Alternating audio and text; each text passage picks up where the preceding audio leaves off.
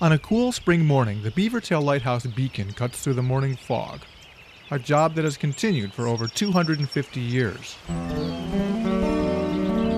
Built from stone, concrete, and steel, the present-day lighthouse stands 70 feet tall, 100 feet from the edge of the cliff, and it casts its beam every 6 seconds for 15 miles.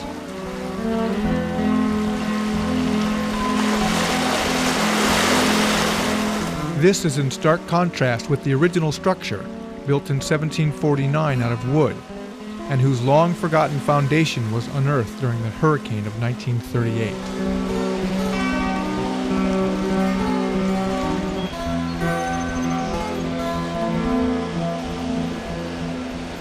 Despite the advancement of other navigational aids, including radar and GPS, there is nothing like the visual flash burning through the mist to alert mariners to their location and proximity to the reefs and entrance to Narragansett Bay.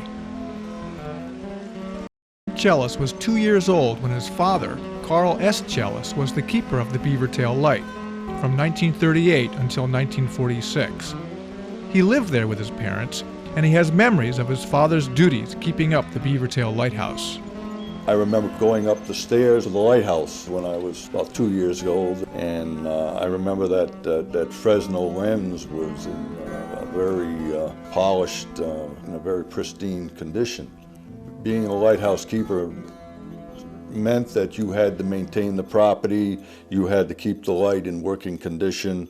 As I remember my mother saying when I was growing up, recalling those years, that inspectors would periodically show up unannounced to see how everything was maintained and what kind of condition things were in. So needless to say, you had to maintain the light at all times. You know, basically it was a 24-hour-a-day job, 365 days a year, you know. I mean, the navigation was essential for that. Life was not as difficult on the Beavertail Lighthouse, which was built on land, as it was in scores of other lighthouses that were built on outposts at sea. These homes needed supplies and maintenance, which was furnished by an early branch of the Coast Guard called the Lighthouse Service.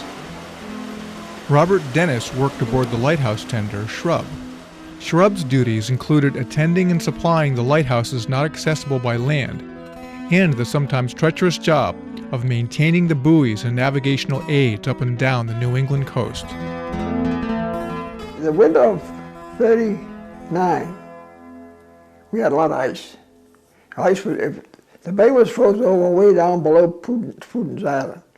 Every time the tide went out, the ice would pull these navigation buoys under the ice, put the lamp out, the buoy would come back up and it's out.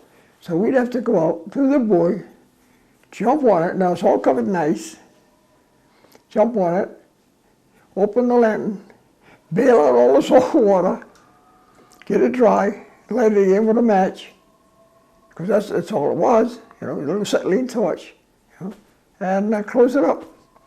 The next day we come out and do it again. The next tide to sink it. The ice would just push it over.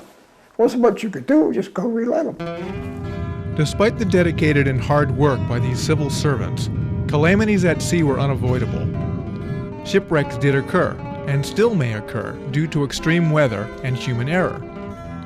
Lifelong Jamestown resident Jim West recalls this shipwreck of the early 1930s.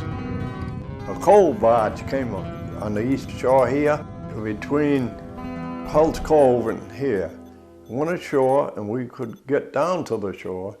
So everybody hauled coal that winter or other. It was in the fall of the year, September.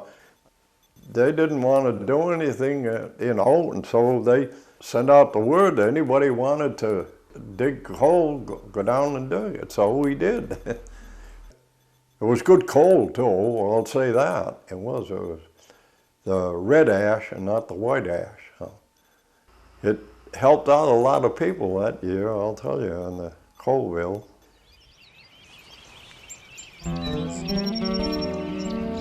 As the fog begins to burn off, the Beavertail Lighthouse beacon fades against the brightening morning sky. In addition to marking the coastline, this lighthouse also houses a museum that commemorates the history and service of other Rhode Island lighthouses in addition to the Beavertail Light.